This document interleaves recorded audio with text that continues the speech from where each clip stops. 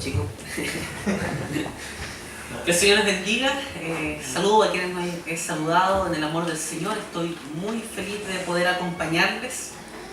No es un cliché decirlo, es una muy linda bendición estar con ustedes, con gente de una iglesia muy querida.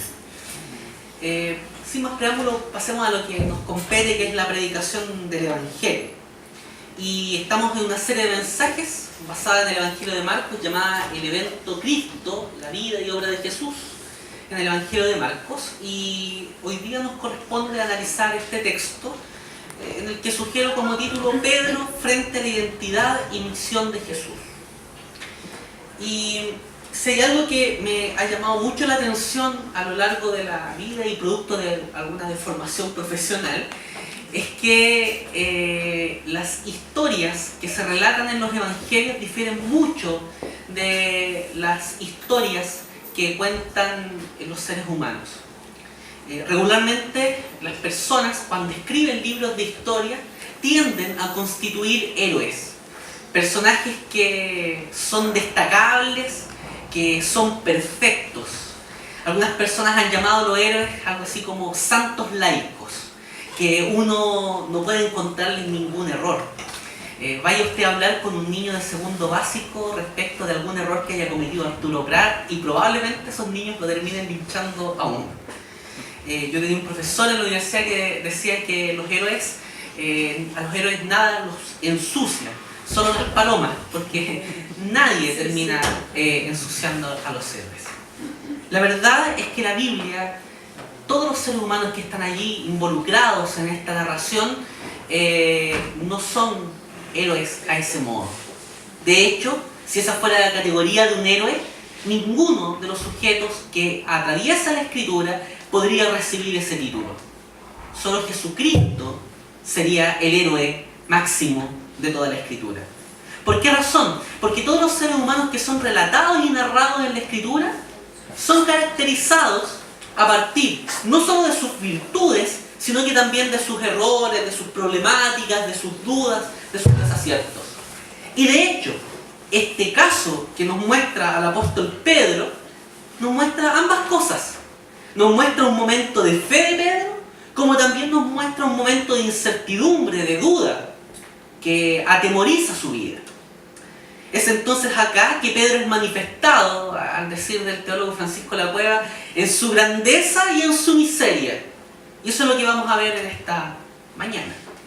Timothy Keller, en su libro La Cruz del Rey, apunta que este momento es el giro. Es lo único que va a tomar de Keller ante la sonrisa de los demás. De verdad, no he tomado nada más de su libro. El giro. ¿Por qué razón? Porque este viene a ser un punto de cambio, un punto de inflexión, en que incluso el escenario geográfico comienza a cambiar. Jesús comienza a salir de Galilea rumbo a Jerusalén.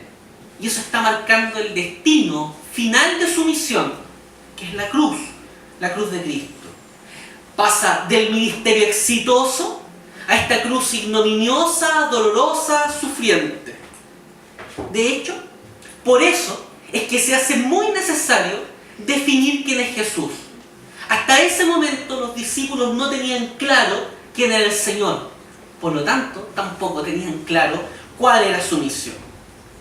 En este sermón entonces veremos dos momentos de la historia de Pedro respecto a esto de la identidad y la misión del Señor y cómo Jesús reacciona frente a lo que dice Pedro, enseñándonos con firmeza sobre este tema, la identidad y la misión de Jesús. Pasemos a la primera cosa, al momento de fe de Pedro. Y aquí Jesús comienza a preguntarle a sus discípulos sobre lo que la gente dice acerca de él. El versículo 27 apunta a esto cuando dice: ¿quién dicen los hombres que soy yo? Y esta es una de las problemáticas que se manifiesta en los discípulos y en aquellos que siguen al Señor desde lejos. ¿Quién es Jesús de Nazaret? Es una muy buena pregunta.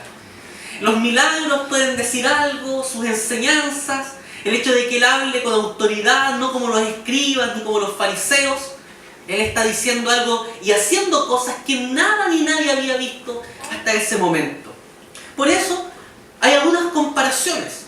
Algunos le comparan con Juan el Bautista, muerto hacía poco, Elías también, otros lo comparan con otros profetas. Pero aquí Jesús pasa a cambiar la pregunta y a hacer una pregunta que en algún momento de la vida nosotros también hemos tenido que responder. Y este es el punto de inflexión doctrinal respecto del Evangelio de Marcos, porque esto apunta a una respuesta necesaria de los discípulos. Y esta respuesta necesaria también debe salir de nuestros labios. Jesús preguntó: ¿quién decís que soy? Aquí cambia la pregunta. Como que pasa a un segundo plano el hecho de lo que la gente diga acerca de Jesús. Y pasa a tomar protagonismo y preponderancia el hecho de quién creemos nosotros que es Jesús. Si usted se fija, este es también un dilema muy actual. Hoy día muchas personas pueden tener muchas opiniones respecto de Jesús, pero lo importante, lo relevante para nuestra vida es qué es lo que nosotros creemos acerca del Señor. Pedro responde. Ustedes saben, a la luz del Evangelio, que Pedro era el impulsivo, ¿ya? El que no tomaba la calculadora ni planificaba sus respuestas. Y eso a veces trae cosas muy buenas y a veces trae desaciertos. Quienes tienen la tendencia, y me sumo a eso, a ser bastante radicales a la hora de hablar, podemos cometer grandes errores en esas circunstancias porque somos precipitados y apurados a la hora de decir cosas de las cuales más adelante tenemos que arrepentirnos. Pero a veces también esos sujetos que son más impulsivos tienen algunos aciertos. Muchos de nosotros criticaríamos a Pedro por hundirse en el mar, pero de hecho ninguno de nosotros probablemente tienda a poner su pie sobre el mar a la hora de caminar. Nadie, creo, en su sano juicio, lo haría. Ahora, Pedro, insisto, como el impulsivo que era y una suerte de vocero de los demás discípulos, responde alzando su voz diciendo: tú eres el Cristo. Otro de los relatos del Evangelio completan una frase un poco más larga diciendo: tú eres el Cristo, el Hijo del Dios viviente. Y aquí Pedro está apuntando a que Cristo es el Mesías prometido. Y de hecho esa es su confesión de fe. Tú eres el Cristo. Con esto está sugiriendo que Jesús supera cualquier tipo de justicia, cualquier tipo de obra, cualquier tipo de enseñanza humana, porque Él es el Rey prometido a lo largo del Antiguo Testamento. Y esto, si ustedes se fijan acá, en esta situación, tiene una reacción de Jesús. En los otros relatos de los evangelios también se manifiesta que Jesús le dice: eso no te lo reveló ni carne ni sangre. Jesús no es un profesor barrero, ¿ya?, con sus discípulos. En el momento en que el alumno da la respuesta más acertada, Jesús no lo aplaude, sino que le dice: oye, eso no te lo reveló ni carne ni sangre. ¿Por qué razón? Porque aquí Jesús quiere relevar algo muy importante de la situación actual de los discípulos, que era la duda que ellos tenían. Pedro está diciendo algo impulsado por Dios, está declarando palabras de fe que ni siquiera él logra entender a cabalidad, de manera completa. Por eso es una revelación, es algo que se le quita una venda de los ojos a Pedro y puede ver con claridad al dador de la vida, al autor y consumador de la fe, a Cristo. Pero todavía él no logra entender a cabalidad qué es lo que está diciendo. Porque ¿qué tipo de Mesías es Cristo? ¿Qué tipo de Mesías es el cual se imagina Pedro acá? Vamos a ir avanzando para luego comprender esta respuesta. Pedro tiene el acierto de decir: tú eres el Cristo. Pero aún hay que ver qué Cristo es el cual se imagina el apóstol Pedro. Versículo 30 pone algo que aparece muy recurrentemente en el Evangelio de Marcos, que es llamado el secreto mesiánico. Dice: pero él les mandó que no dijesen esto de él a ninguno. ¿En qué consiste este secreto mesiánico? Se llama así a todas las declaraciones de Jesús en las cuales pide que no se hable nada acerca de su identidad o acerca de un determinado milagro. Algunas personas dicen que esto era una estrategia a la inversa, una psicología inversa, en la cual le dicen: no lo hagan para que lo hagan, motivados por la curiosidad. A veces resulta así. La gente a la cual Jesús le dice que no lo hagan termina diciéndolo y proclamándolo. Pero ¿cuál era la intención? No era la psicología a la inversa. Jesús no anda con indirectas a la hora de pedirles algo a sus discípulos, sino que Él tiene la finalidad de no asusar a la gente, para que ellos no se alcen en violencia contra el imperio, rompiendo con el plan que Dios ha trazado. ¿Cuál es? Que el reino de Dios fuera establecido por la cruz de Cristo. Que la cruz fuera la base del reino de Dios, que es justicia, que es paz y que es alegría en el Espíritu Santo.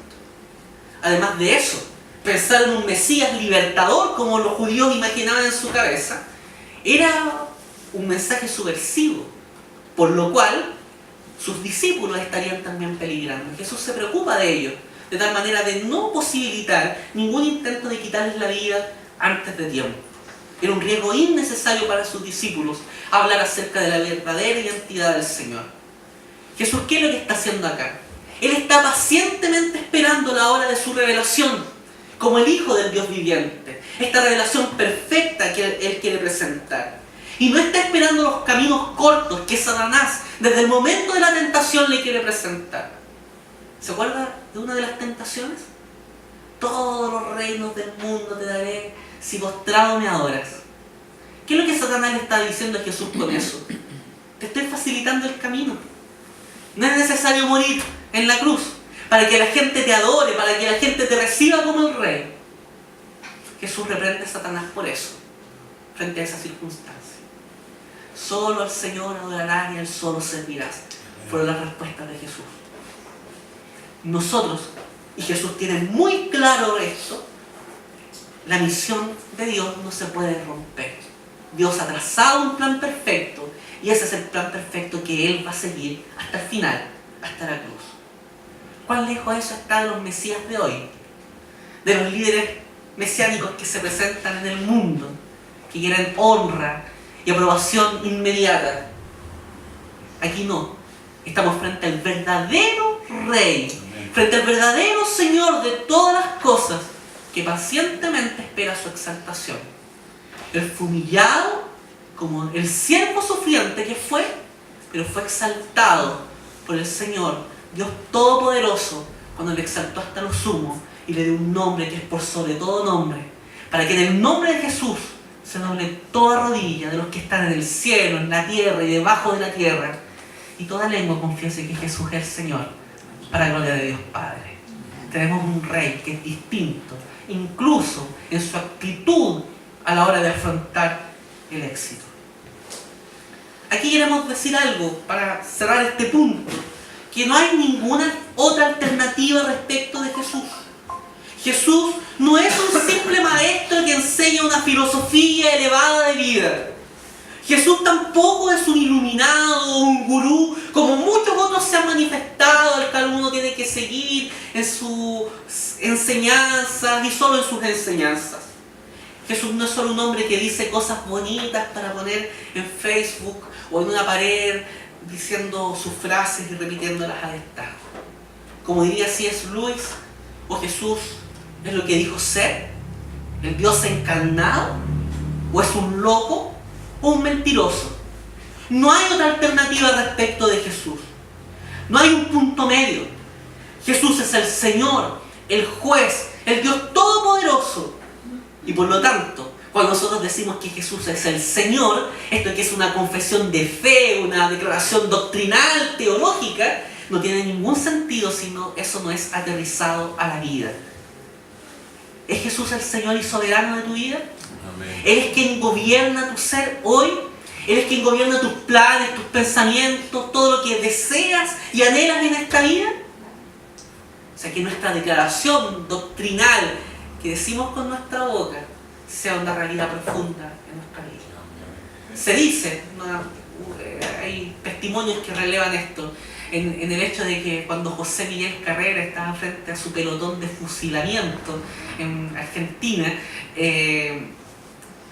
a ese momento pasa un sacerdote para rezar por él y le pone la cruz frente a él para que la bese. Y Carrera, con su influjo protestante, digámoslo, dice: yo a Cristo lo llevo en el corazón y no en la boca.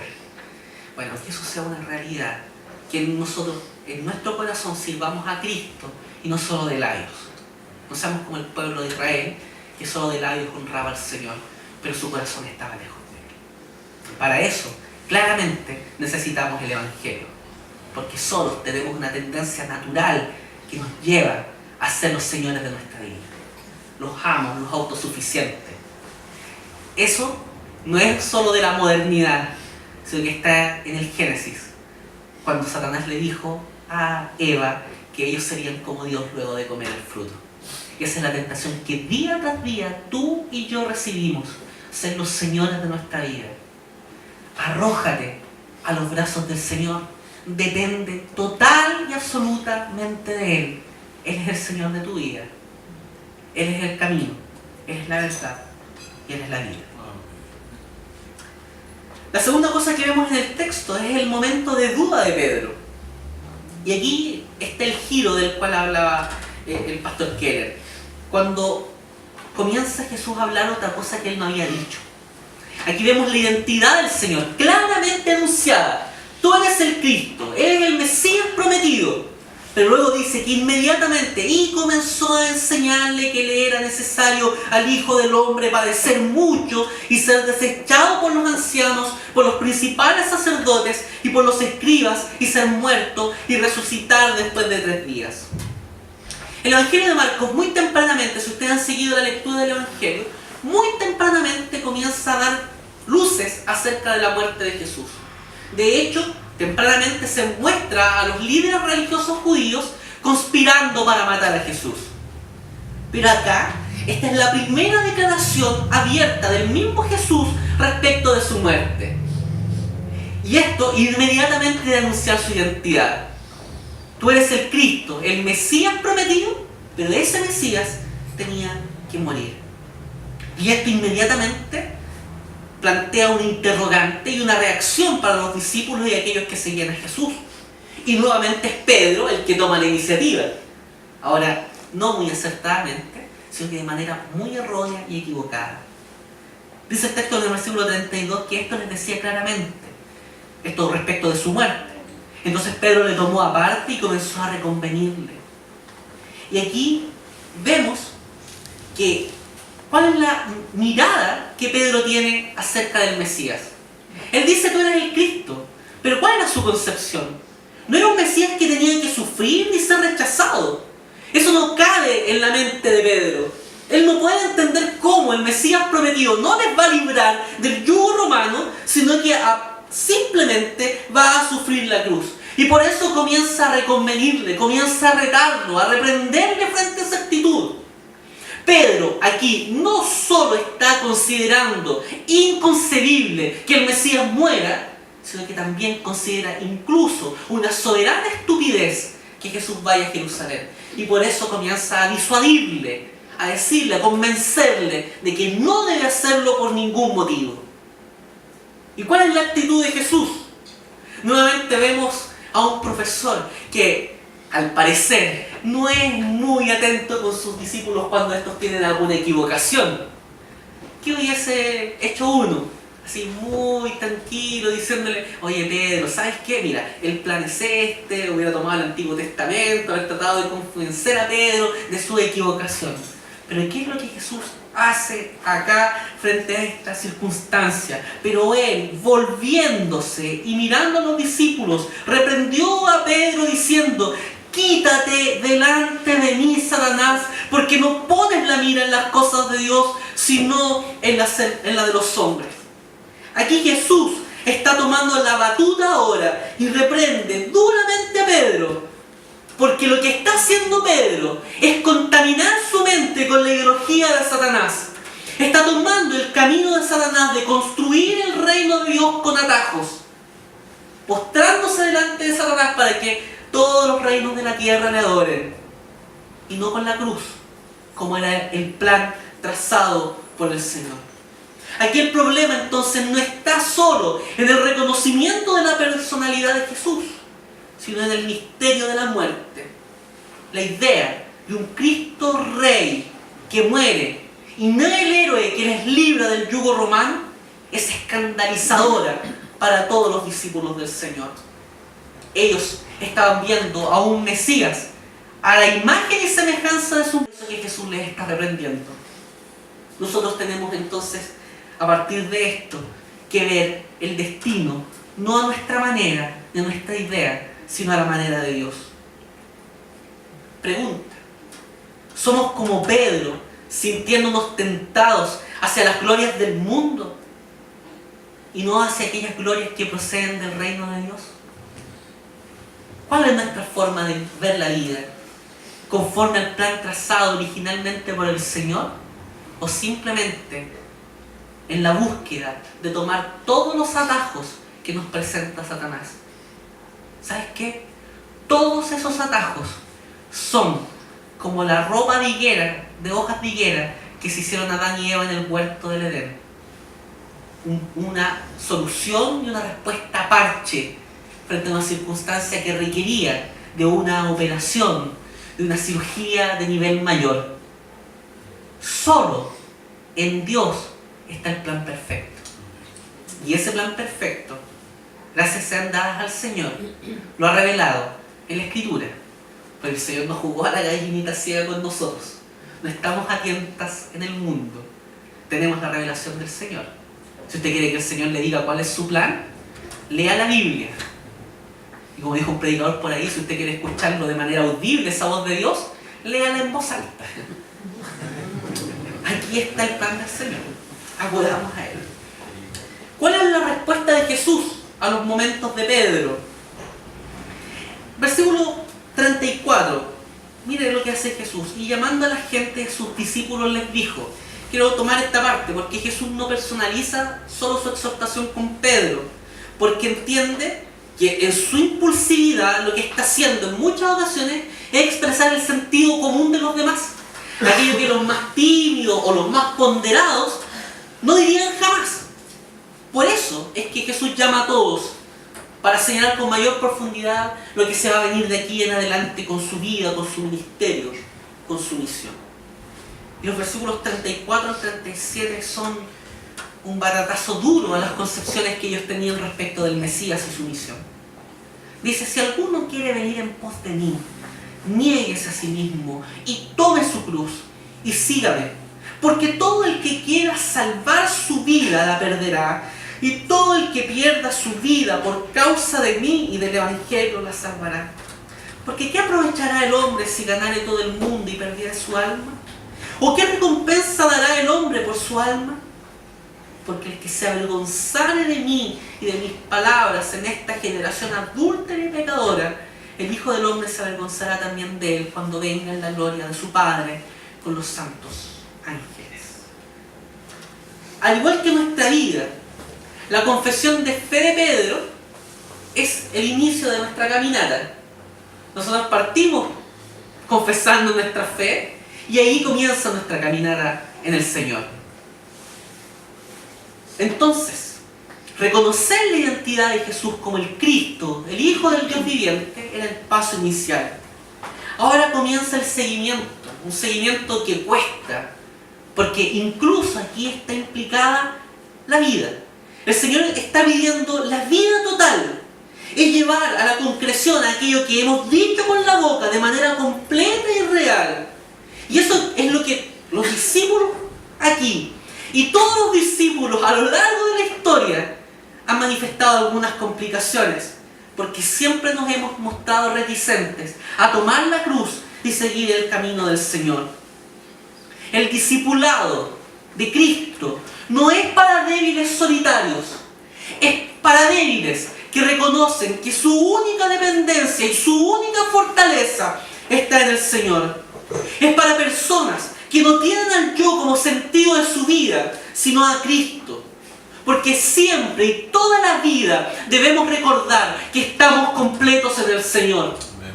Pablo dice en la carta a los Colosenses, en el capítulo 2, versículos 9 y 10, en él, hablando de Cristo, está completamente la plenitud de la deidad. Y luego de eso dice, inmediatamente, y vosotros estáis completos en él. En Cristo habita corporalmente toda la plenitud de la deidad. Cristo es plenamente Dios. Y tú y yo, solo en Él es que estamos completos. No hay nada, ninguna cosa de la vida que pueda dotarte de identidad, de real significado, que Cristo. Ni tu profesión, ni tus logros personales, ni tu intelecto, ni tu juventud, ni tus posesiones, absolutamente nada de eso puede dotarte de real significado. Porque todo eso, como diría el predicador del Eclesiastés, es vanidad. La juventud pasa, las riquezas pasan, la sabiduría pasa.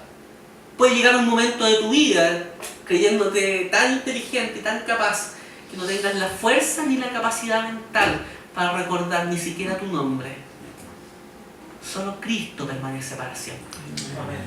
Por eso es que debemos llevar la cruz y estar dispuestos a morir. ¿Estás dispuesto hoy a tomar tu cruz y seguir a Jesús? Como Jesús está pidiendo acá, incluso entendiendo la radicalidad de la misión del Señor. Porque aquí incluso se nos puede ir la vida. Aquel que quiera hallar su vida la perderá. Jesús está diciendo algo tremendamente importante para nuestra vida. ¿Te fijas que nosotros vemos a veces algunas páginas web que presentan a muchos de nuestros hermanos hoy día en el mundo muriendo por la causa de Cristo? Entonces nosotros manifestamos que el horror, el dolor frente a esa muerte. Y claro, somos seres humanos y el dolor humano también nos duele. Y más aún cuando somos cristianos nos duele el dolor de nuestro hermano, porque somos mandados a llorar también por los que lloran. Pero ojo con esto, no perdamos el sentido. La misión de Dios tiene involucrada la idea del martirio. Y nuestros hermanos que están misionando al mundo también lo tienen claro. Y lo mejor de todo es que el Espíritu Santo es quien les sostiene en esa hora final. Debemos entender que la vida verdadera no está en las cosas que perecen, sino en Dios. Cuando estaba preparando este sermón, me estoy inventando, de verdad, estaba pensando en el último himno que cantamos antes de la predicación. Sé tú mi visión. Sobre todas esas cosas de las riquezas vanas ni esas huecas adulaciones que nosotros a veces pretendemos recibir. La mirada de Pedro, la visión de Pedro estaba atrofiada, estaba contaminada por las ideas de Satanás. Nuestra visión puede estar contaminada a veces por la ideología del mundo, por la visión de Satanás. Apartemos de eso radicalmente en nuestra vida y miremos a Cristo, miremos al Señor. Todas las cosas son vanidad, pero lo realmente verdadero y perenne procede de Cristo. Quisiera permitirme leer un pedacito, un fragmento muy cortito del libro Mero Cristianismo de C.S. Lewis, donde al final del texto, y ahí estoy siendo un mal contador de esto porque me estoy leyendo al final, dice: entrégate y te encontrarás, pierde tu vida y la salvarás, sométete a la muerte de tus ambiciones y deseos favoritos todos los días, y a la muerte de todo tu cuerpo al final. Sométete con cada fibra de tu ser y encontrarás la vida eterna. No retengas nada, nada a lo que no hayas renunciado será verdaderamente tuyo. Nada en ti que no haya muerto se levantará jamás de entre los muertos.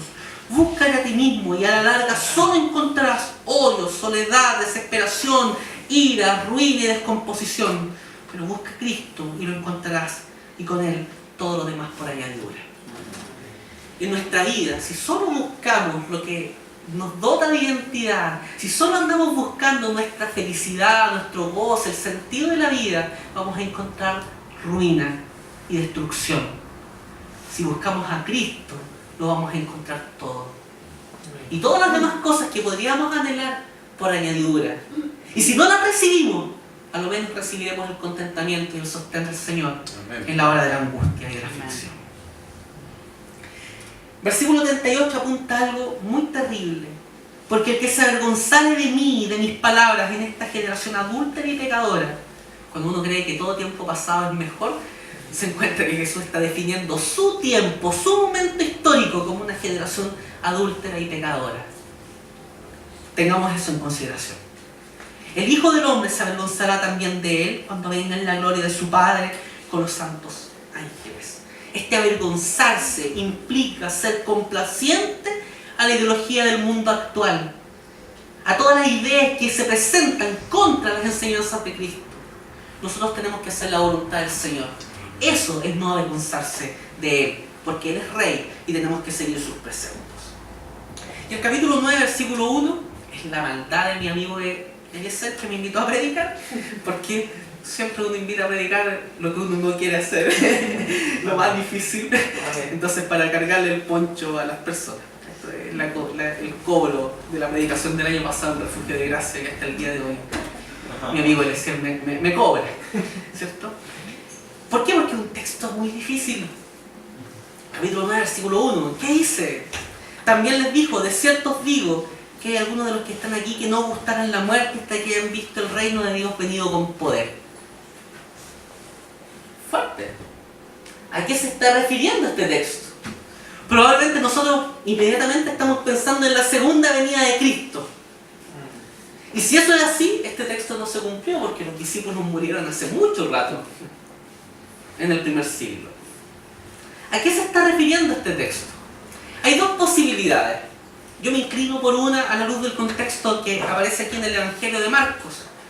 Una de las posibilidades es que se esté refiriendo a que Cristo, luego de su muerte, es exaltado por Dios Padre, como dice Filipenses capítulo 2. Entonces ahí, en ese momento, Él comienza a reinar como el Rey todopoderoso que es. Y en ese momento su reino se hace patente, evidente, en la iglesia y en el mundo. Cristo es el Señor sobre todas las cosas. Es una posibilidad de interpretación del texto, que tiene algo de razón. Pero a mi juicio y a la luz del texto siguiente que habla acerca de la transfiguración del Señor, es muy probablemente que a esto se esté refiriendo. 6 días después, Jesús se muestra a los discípulos, Pedro, Juan y Jacobo, con toda su gloria. Y aquí hay algo muy consolador y pastoral de este texto. Porque si usted se fija, es Pedro el reprendido y exhortado. Pero Jesús, que le considera como uno de sus amigos más íntimos, lo toma a él y le da la posibilidad de verlo allí, resplandeciente en toda su gloria, con toda la gloria que el Padre le daría luego de su resurrección. Ahí, anticipadamente, el Señor se está mostrando que la cruz no es el final de la historia. No es el final de la historia. Porque simplemente la mordida de la serpiente en el talón de la simiente de la mujer, como diría Génesis 3:15. Esa historia termina con la derrota total de Satanás y con la resurrección del Señor. Por lo tanto, hay esperanza en la resurrección y la glorificación del Señor. La identidad de Cristo es fortalecida luego de mostrar su misión. La cruz no es el final, es el comienzo de la historia, porque toda la historia está marcada por la cruz. El antes y el después de la cruz de Cristo no puede ser entendido sin ella. Nuestros hermanos del Antiguo Testamento fueron salvados por la cruz. Nosotros también somos salvados por la cruz. Si usted se fija, eso también es muy consolador para nuestra vida, porque el hito principal de nuestra salvación no está en el momento en que nosotros oramos y recibimos a Cristo en nuestra vida. El momento más importante de nuestra salvación estuvo en el Gólgota, cuando Cristo murió. Pero a Él ni la tumba lo pudo retener, porque Él dijo de sí mismo: yo soy la resurrección y la vida, y el que cree en mí, aunque esté muerto, vivirá. Para reflexionar y practicar. Esta declaración de Pedro: tú eres el Cristo, el Hijo del Dios viviente, debe ser lo que nosotros confesamos y vivimos en verdad, de manera cotidiana. Tú eres el Cristo, debe ser parte de nuestra vida. Reconocerlo como el Rey, como el soberano de nuestra vida, es una finalidad constante que debemos apuntar con la ayuda del Señor. El discipulado cristiano, este seguimiento activo de Jesús, según el texto leído, consiste en el seguir el camino de la cruz más que el éxito temporal. El éxito temporal es atajo. El tomar la cruz es la verdadera misión que nosotros tenemos. Compartir, en algunos casos, el sufrimiento y la muerte con el Señor. Hoy día nosotros estamos en una situación muy cómoda. Nadie nos pone aquí en Chile una pistola en la cabeza porque estamos predicando el Evangelio del Señor. Hay lugares del mundo donde hermanos nuestros salen con chalecos antibalas a predicar el Evangelio. Lugares en el mundo donde están encerrados en piezas subterráneas leyendo porciones de la Escritura. Eso a nosotros no nos toca hasta el momento.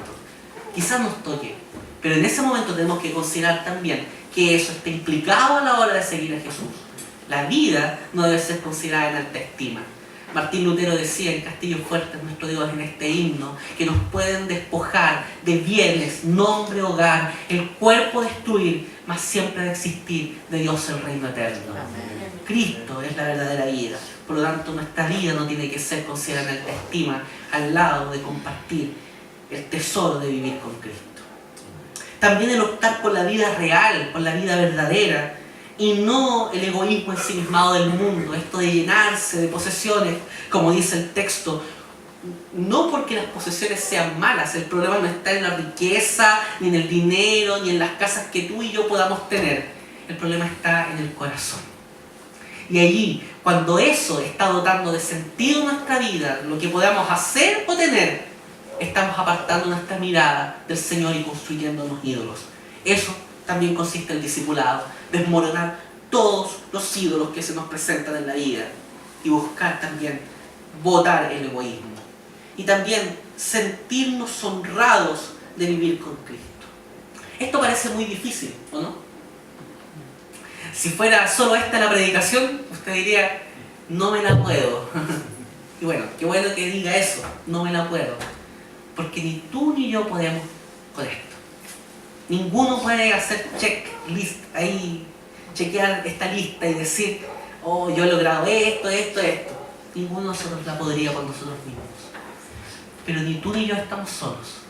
Estamos con el Señor, que como poderoso gigante está a nuestro alrededor, tomándonos de la mano y ayudándonos a caminar, más allá de los años que tengamos de vida en la iglesia. El Señor está con nosotros, fortaleciéndonos con su espíritu para vivir la vida del Evangelio. Aún existen muchos cristianos también que esperan más de Jesús en el sentido de buscar aquello que el Señor no les quiere dar, como Pedro.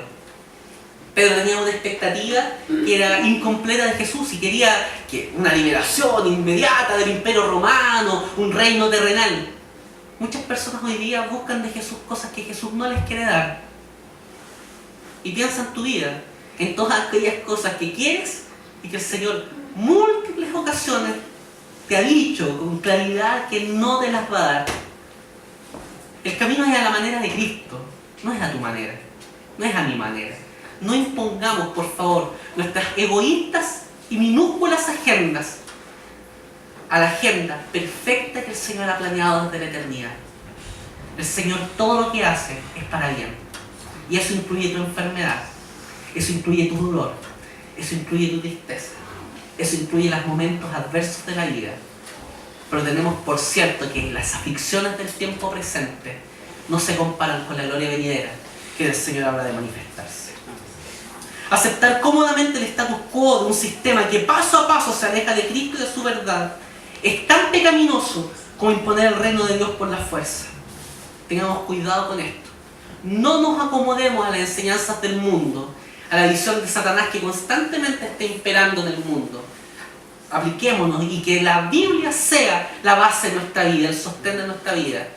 Eso de acomodarse al mundo es tan pecaminoso como tratar de imponerlo por la fuerza el reino del Señor. El reino del Señor va a permanecer porque es Dios quien ha trazado la historia. Y es Dios quien consumará esta historia en el final de todas las cosas. ¿Cómo te sientes hoy a la luz del texto y de la historia de Pedro?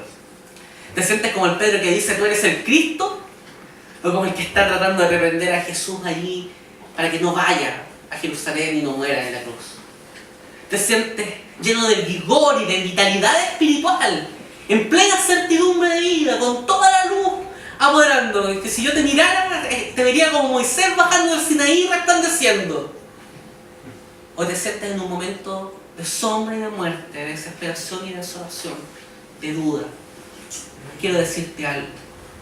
Ya sea en luz o en oscuridad, en certeza o en duda, Cristo tiene que ser tu Señor.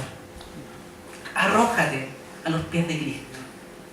Ya sea que digas tú eres el Cristo, o quieras imponer tu agenda al Señor, arrójate a los pies de Cristo. Acude a la gracia. Solo en Cristo puedes estar seguro, en tu certeza que en tu duda. La duda no es nuestro peor enemigo.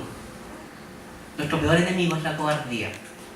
la cobardía que nos hace ensimismarnos, de tal manera que podamos vivir con el Señor y conforme a su gracia.